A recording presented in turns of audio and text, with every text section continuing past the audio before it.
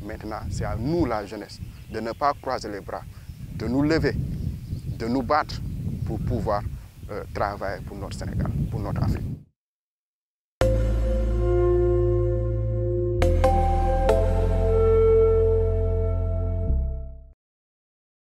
Depuis 2005, les frontières avicoles sont fermées pour cause sanitaire. Cette décision gouvernementale a donné lieu au développement de la filière. 13 ans plus tard, c'est 50 000 emplois et un chiffre d'affaires de 160 milliards. À la veille de l'ouverture des frontières, le poulet n'est pas encore à la hauteur de la compétitivité internationale par la présence de certains facteurs limitants. De nombreux Sénégalais se dirigent vers la filière avicole en tant qu'éleveurs. Des activités telles que la production et la revente d'œufs à couver, de poussins, d'aliments et de matériel avicole fleurissent à leur tour malgré une forte dépendance aux importations. Les vétérinaires aident à la maîtrise des 4 piliers de l'élevage. Aux alentours de 35 jours, le poulet de chair est abattu puis plumé dans des centres d'abattage ou plus généralement chez de petits plumeurs. Il faut que ces éleveurs, il faut que ces paysans soient de véritables entrepreneurs ruraux. L'attractivité de la filière a conduit de nombreux Sénégalais à se lancer dans une de ces activités. Malgré une tendance à la formalisation, la plupart d'entre eux sont encore dans l'informel. Au Sénégal, de manière générale, l'informel est très développé et détient sa propre organisation. Afin d'accéder à un crédit bancaire, il est nécessaire d'avoir une activité génératrice de revenus. Les banques soutiennent une activité et non un projet. Il est difficile pour eux de se formaliser. Donc, il faudrait des incitations, des facilitations de ce financement, de l'accès à la terre, de l'accès à des poulaillers pour qu'ils puissent arrêter. L'agriculture moderne, principalement, est un pourvoyeur d'emplois et c'est surtout de l'auto-emploi. Ils ont créé des emplois directs en sens qu'il faut des ouvriers, des manœuvres qui viennent s'occuper des poulaillers. Des emplois indirects parce qu'il y a des revendeurs, des gens qui s'occupent du déplumage, des gens qui s'occupent de l'abattoir, etc. La provenderie, ceux qui fabriquent les aliments de volaille, donc c'est des usines, des industries. Il y en a peut-être 3 ou 4 qui sont d'importantes capitales et qui emploient beaucoup de monde.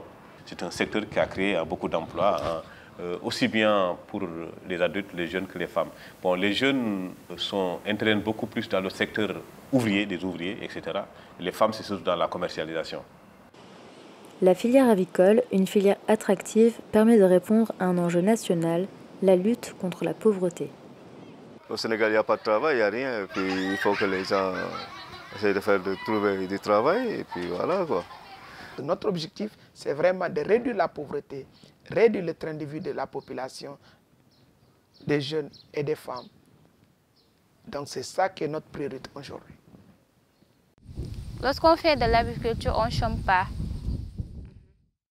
Souvent considérée comme une activité secondaire, la filière avicole devient de plus en plus attractive. Les jeunes voient alors l'opportunité d'entreprendre et d'en faire leur métier. Et malheureusement, la plupart des agriculteurs, ils sont dans l'informel, ils ne tiennent pas de comptabilité, donc c'est difficilement qu'ils accèdent au financement. La filière connaît un essor socio-économique important.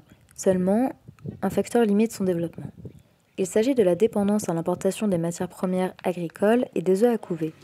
L'alimentation et le poussin représentent respectivement 57% et 25% du prix du poulet. Ce frein à la compétitivité du produit sur le marché international anime le débat sur l'ouverture des frontières. La filière sénégalaise a beau faire une croissance à 2 chiffres, mais cette croissance ne tient qu'à une chose. Cette chose, c'est l'interdiction d'importation de produits avicoles et de matériel usagé. Donc si aujourd'hui on réouvre les frontières, la filière avicole sénégalaise n'est pas encore prête pour affronter cette concurrence. Elle se retournera en 2005, année où on était entre 5 000 et 7 000 emplois, et avec des fermes qui, pratiquement à 75%, avaient déjà plié bagages ou étaient à genoux. Je ne vois pas trop de problème, c'est normal. S'il y a l'ouverture des frontières et qu'il y ait la concurrence, ça me va bien. Certes, chaque société a sa politique. La seule possibilité qui peut me permettre d'atteindre mon objectif, c'est d'accepter la concurrence. Quand il y a le monopole, souvent, on fait de n'importe quoi, en croyant qu'on est seul à prendre ou à laisser. Pendant ce temps, vous vivez bien certes, mais la population souffre. Quand il y a l'ouverture des frontières, les gens se plaignent. Mais vous savez, aujourd'hui, avec la mondialisation, on ne peut pas éternellement continuer à fermer les frontières. Je crois qu'il faut peut-être utiliser le temps qui nous reste d'ici l'ouverture pour développer une capacité de riposte, donc qui nous permette en tout cas d'être au niveau quand les importations seront là. La fermeture des frontières, c'est à cause de la grippe aviaire. Et tant que la grippe aviaire est là, on n'y pense pas. Maintenant, on en profite. Il ne faut pas se le cacher. Depuis la fermeture, ça a explosé. Les investissements, ça se passe très bien. Et les agriculteurs disent d'ailleurs, pourquoi ouvrir les frontières du moment où ça marche? Il est vrai que depuis la fermeture des frontières, la filière a développé sa capacité à produire, mais qu'en est-il de la qualité? Avec ces fermes qui pullulent, où on en a partout, on a des milliers de fermes, la réglementation, on est en train de revoir la réglementation. Et ça, c'est valable pour les fermes, les couvoirs, mais aussi les abattoirs. Parce qu'on s'est rendu compte que les tout petits abattoirs rejetaient leurs déchets n'importe où. Voilà comment gérer les déchets. Vous faites un grand trou, vous mettez tout dedans et vous brûlez. En accord avec le ministère de l'Environnement, les grandes fermes qui vont être installées seront soumises au contrôle. L'avènement de la grande distribution met à l'ordre du jour une nouvelle nécessité, le contrôle qualité et la traçabilité. Cela entraîne une nouvelle exigence du consommateur, la qualité bio à petit prix. Quand vous faites de la bio, ça ne vous dispense pas des vaccins.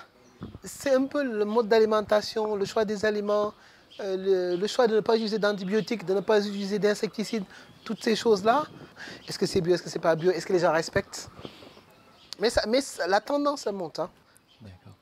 Les acteurs de la filière avicole s'organisent et se professionnalisent grâce aux formations mises en place par le gouvernement. Seulement, les projets de développement comme la compétitivité de la filière manquent de suivi et peinent à voir le jour. Aujourd'hui, l'enjeu de la filière est d'obtenir un poulet compétitif. Pour cela, son développement s'oriente autour de 3 thématiques: la maîtrise des coûts de production, la formation et la formalisation des acteurs. De nouveaux enjeux liés à l'évolution de la demande apparaissent comme la qualité sanitaire et la traçabilité. Mais la tendance à la formalisation et à l'industrialisation pourrait permettre une amélioration significative de la qualité.